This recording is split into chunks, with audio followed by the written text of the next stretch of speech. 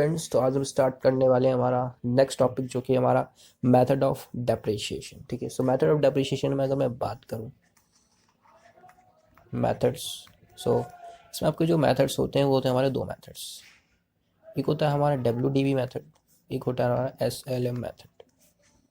ठीक है, SLM मतलब straight line method, straight line method, and WDB होता है हमारा रिटर्न डाउन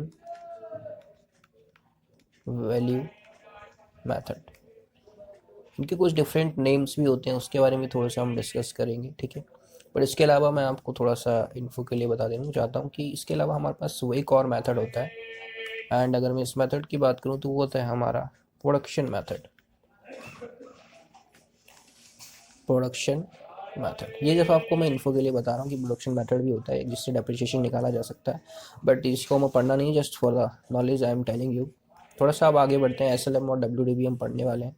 ठीक है, बट इससे पहले कि हम इन्हें समझें तो हम इनके कुछ डिफरेंट नेम भी जान लेते हैं, क्योंकि इनको कुछ अलग नेम से भी जो है जाना जाता है। सो स्ट्रेट लाइन मेथड को हम स्ट्रेट लाइन मेथड कहते हैं। इसके अलावा इसमें होता है हमारा एक नाम होता है जिसको कहते हैं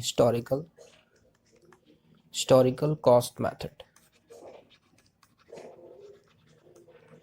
इसके अलावा इसका एक थर्ड नाम भी होता है जिसको हम कहते हैं फिक्स्ड इंस्टॉलमेंट मेथड।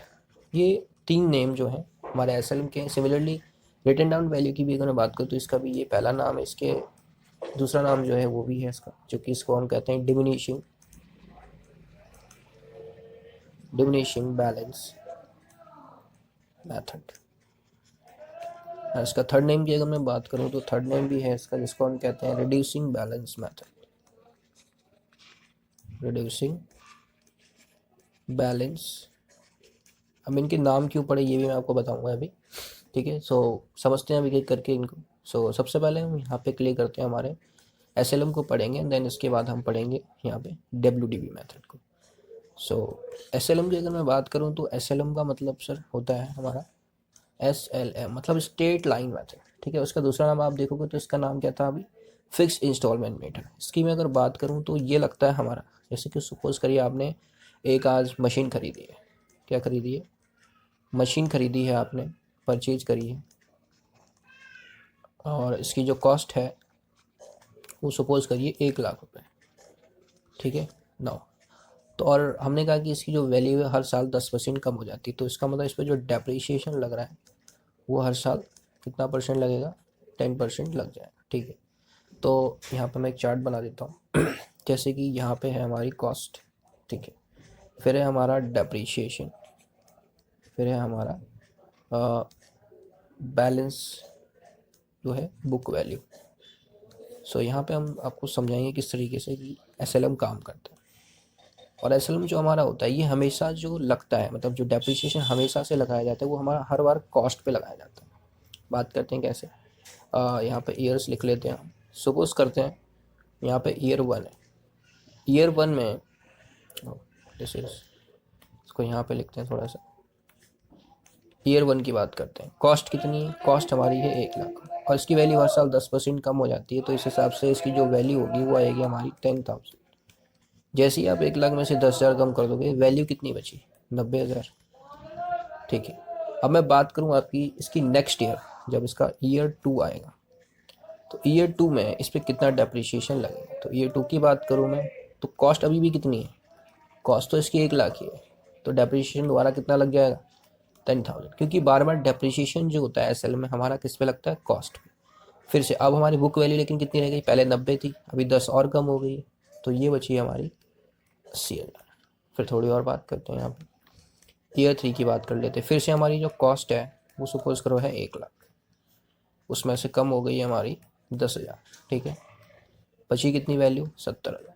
ठीक है, यहाँ पे आपने देखा होगा कि एक बात तो ये है कि यहाँ पे हर साल जो डेप्रिसिएशन हमारा लगा है ये अमाउंट आप देख रहे होगे, ये फिक्स अमाउंट है, एक फिक्स अमाउंट है, अमाउंट चेंज नहीं हो रहा है। ठीक है, इसलिए इसको हम कहते हैं फिक्स इंस्टॉलमेंट मेथड। ठीक है, एंड इसका जो दूसरा नाम है हिस्टोरिकल कॉस्ट मेथड। तो उसका आपने देखा होगा कि हर बार जब हम आज से अगर ईयर 3 में भी खड़े तो ईयर 3 में भी अगर इसमें डेप्रिसिएशन लगा तो डेप्रिसिएशन बार बार उस कॉस्ट पे लग रहा है जिस पे हमने खरीदा था, ठीक है, जो कि बीत गई है। अगर मैं ईयर 3 में डेप्रिसिएशन लगा रहा हूँ, वो भी किस पे जा करके, ईयर 1 की वैल्यू पे, तो उसका मतलब अभी मैं वो कॉस्ट ले रहा हूँ जो हिस्टोरिकल है, मतलब तभी जितने में हमने खरीदी थी। इसलिए इसको हम कई बार हिस्टोरिकल कॉस्ट मेथड भी कहते हैं, ठीक है। इसके अलावा historical cost and fix installment method and straight line method, straight line method भी कहते हैं, इसकी भी थोड़ी सी अभी बात करते हैं। दो हमारे क्लियर हो गए। सो मैं थोड़ा सा क्या करता हूँ, इस पर ग्राफ बनाता हूँ आपके लिए। अगर मैं इसका ग्राफ बनाना चाहूँ तो ईयर 1 में डेप्रिसिएशन 10,000, ईयर 2 में डेप्रिसिएशन 10,000, ईयर 3 में डेप्रिसिएशन कितना है, 10,000, ठीक है। तो इस पर थोड़ा सा ग्राफ बनाते हैं। यहाँ पे हम ग्राफ, यहाँ पे ये हमारी स्ट्रेट लाइन, ये हमारी स्ट्रेट लाइन। नाउ यहाँ पे हम लिखते हैं थोड़े numbers. This is 5,000, okay, this is 10,000 and this is 15,000, ठीक है। नाउ ये हो गया हमारा ईयर 1, ये हो गया हमारा ईयर 2 एंड ये हो गया हमारा ईयर 3। अब आप देखोगे ईयर 1 के डेप्रिसिएशन कहाँ पे आ रहा है, यहाँ पे आ रहा है। ईयर 2 का डेप्रिसिएशन कहाँ पे आ रहा है, यहाँ पे आ रहा है। ईयर 3 का डेप्रिसिएशन कहाँ पे आ रहा है, यहाँ पे आ रहा है। सो अगर मैं इन पॉइंट्स को मिलाऊं तो ये क्या है, ये है हमारी स्ट्रेट लाइन। क्या है सर, स्ट्रेट लाइन। और बस इसी स्ट्रेट लाइन के नाम से इसे क्या बोलते हैं हम, इसे हम बोलते हैं स्ट्रेट लाइन मेथड, जो कि अभी अभी आपने मेथड्स में पढ़ा था, ठीक है। सो ये हमारा स्ट्रेट लाइन मेथड जो है हो गया, ठीक है। अब स्ट्रेट लाइन मेथड आपको क्लियर हो गया। हर बार एक तो क्या लगता है, कॉस्ट पे लगता है, ठीक है, फिक्स रहता है हमेशा, चेंज नहीं होती है इसकी वैल्यू, क्योंकि बार बार कॉस्ट पे लगेगा तो चेंज कैसे हो जाएगा। तो ये हमारा स्ट्रेट लाइन मेथड क्लियर हो गया। अभी हम नेक्स्ट वाले पे बढ़ते हैं, जिसका नाम है हमारे पास written down value method. W method की थोड़ी सी अगर मैं बात करते हैं, इसके नाम अगर आप देखोगे है written down value method, diminishing balance method, reducing balance method. So इसकी बात कर लेते हैं। रिटर्न डाउन वैल्यू मेथड की अगर मैं थोड़ा सा ड्राइंग, थोड़े से यहाँ पर टेबल्स बनाते हैं। दिस इज ईयर 1, ठीक है। यहाँ पे ईयर्स लिखेंगे हम, स्ट्रेट लाइन ड्रॉ करते हैं थोड़ी सी, ये हमारे ईयर्स हो जाएंगे। यहाँ पे कॉस्ट हो जाएगी, यहाँ पे डेप्रिसिएशन, एंड यहाँ पे हमारी जो बुक वैल्यू है उस पर हो जाएगी, ठीक है। इसको थोड़ा सा हम बंद कर देते हैं और दिस इज डन। ना उसमें लिखना स्टार्ट करते हैं। सो यहाँ पे आप देखोगे दिस इज ईयर 1, इसको थोड़ा एक लाइन और ड्रॉ करते हैं। Now this is year 2, now this is year 3, ठीक है। थोड़ी इसकी लाइंस जो है हम थोड़ी देर के लिए गायब कर देते हैं, ओके। नाउ यहाँ पे हमारी है कॉस्ट, ठीक है। कॉस्ट यहाँ पे हो जाएगा हमारा डेप्रिसिएशन, यहाँ पे हो जाएगी हमारी बुक वैल्यू। सो ईयर 1 अगर मैं बात करूँ, मैंने स्टार्टिंग में जो फिर से मशीन, वही मशीन खरीदी है हमने, उसकी कॉस्ट जो है वो हमने खरीदी है कितने में, 1,00,000 में। तो 1,00,000 में खरीदी तो कॉस्ट कितनी हो गई, 1,00,000। और डेप्रिसिएशन आज भी हम ले लेते हैं एट द रेट कितना है, 10% ही लेते हैं, ठीक है। जैसे ही 10% लेंगे, यहाँ पे 1,00,000 आ गया। डेप्रिसिएशन कितना लगेगा, 10,000, जाहिर सी बात है, इस पर कॉस्ट पे लगेगा 10,000। अब 10,000 है तो बुक वैल्यू कितनी बची है, 90,000, ठीक है, ओके। अब ईयर 2 में चलते हैं। जैसे ही हम ईयर 2 में जाएंगे, ठीक है, तो इसका रूल कहता है कि हमें वापस कॉस्ट पे नहीं जाना, हमें वापस इधर नहीं आना है डेप्रिसिएशन लगाने के लिए। अब अगर 10% वैल्यू कम होगी, वो उसकी कम होगी जो वैल्यू अभी है। तो अभी वैल्यू कितनी है, अभी हमारी वैल्यू है 90,000, यानी कि अब अगर 10% कैलकुलेट होगा तो किसका कैलकुलेट होगा, 90,000 का कैलकुलेट होगा। ये यहाँ पे है वेरी इंटरेस्टिंग। इसका क्या होगा, 10% कैलकुलेट होगा। सो जो यहाँ पे वैल्यू निकल के आएगी वो निकल के आ जाएगी हमारी 9,000। यानी कि कॉस्ट के अगर मैं बात करूँ, कॉस्ट तो 1,00,000 है, क्योंकि ये पहले से ही इतने में खरीद के लाए थे। बट डेप्रिसिएशन जो आज लग रहा है 10%, वो किस पे लग रहा है, बुक वैल्यू पे लग रहा है। ये हो गया हमारा 9,000। तो आज वैल्यू कितनी रह जाएगी, आज वैल्यू रह जाएगी हमारी 81,000, ठीक है, ओके। अब इसका नेक्स्ट केस करते हैं। ईयर नंबर 3 में बात कर लेते हैं हम थोड़ा सा। ईयर 3 की अगर मैं बात करूँ तो ईयर 3 में फिर से कॉस्ट तो आज भी 1,00,000 है, लेकिन जैसे ही हम डेप्रिसिएशन फिर से कैलकुलेट करेंगे, डेप्रिसिएशन इस बार कॉस्ट पे नहीं लगेगा, फिर से किस पे लगेगा, बुक वैल्यू पे लगेगा। और बुक वैल्यू हमारी यहाँ पे लिखी हुई है, तो इसका कितना कैलकुलेट हो जाएगा, इसका 10% कैलकुलेट होगा। और जैसे आप 10% कैलकुलेट करोगे, इसकी वैल्यू हो जाएगी हमारी 8100।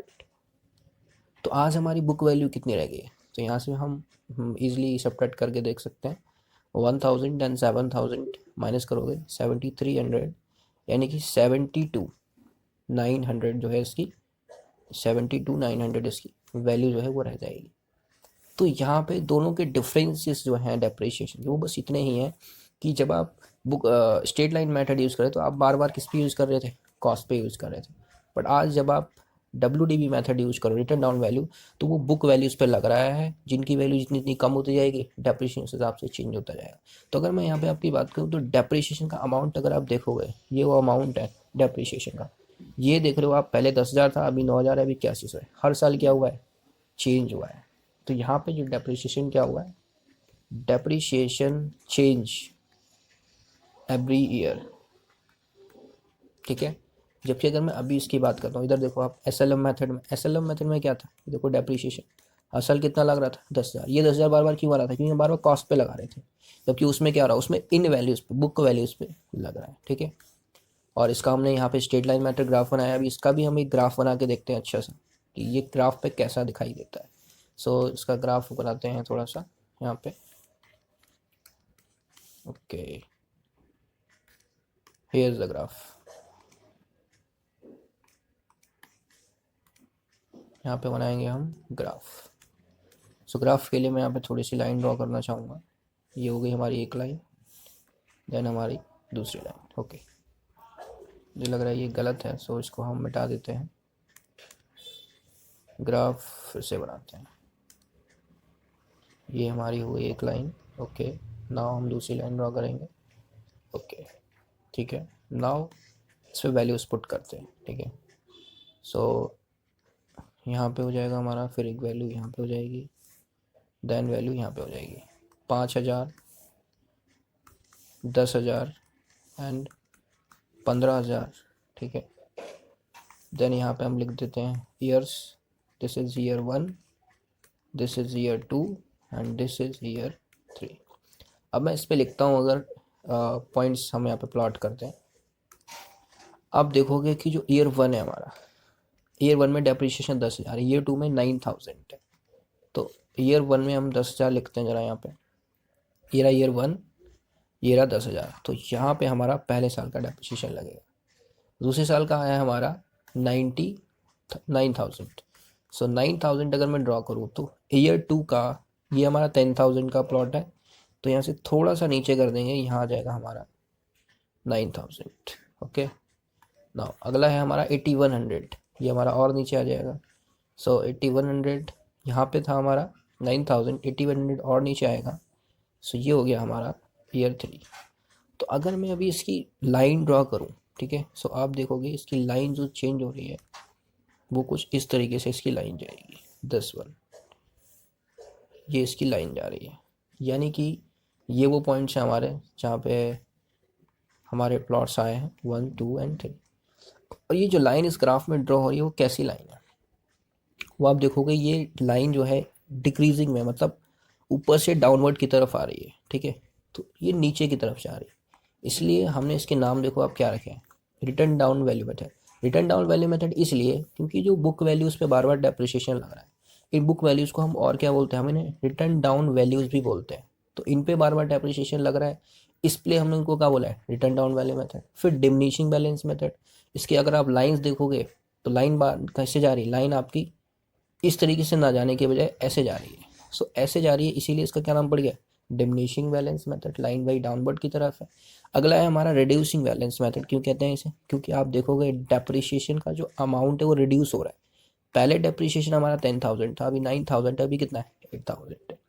सो सिर्फ इस डिफरेंस के कारण क्या हो रहा है, यहाँ पे इसका जो नाम रखा गया है वो कई 2-3 नाम रखे हैं, डिमिनिशिंग बैलेंस मेथड, ठीक है, रिटर्न डाउन वैल्यू मेथड, इसके अलावा डिक्रीजिंग रिड्यूसिंग बैलेंस मेथड, ठीक है। सो ये पूरा का पूरा हमारा टॉपिक के बारे में था कि किस तरीके से इनके नाम जो हैं अलग अलग पड़े, हमने ये सिखाया आज। एंड कितने मेथड्स होते हैं, सो बेसिकली यहाँ पे 3 मेथड्स होते हैं, बट आपको जो पढ़ना है यहाँ पे वो 2 ही मेथड्स पढ़ने हैं, प्रोडक्शन मेथड आपको नहीं पढ़ना है, ठीक है। सो नेक्स्ट क्लास में हम डिस्कस करेंगे कि इसकी अकाउंटिंग वगैरह कैसे करनी है, ठीक है, क्या क्या हम इसमें अकाउंट से रिलेटेड पढ़ने वाले हैं। सो उसके बारे में हम नेक्स्ट क्लास में डिस्कस करेंगे। सो मिलते हैं next video. Thank you so much.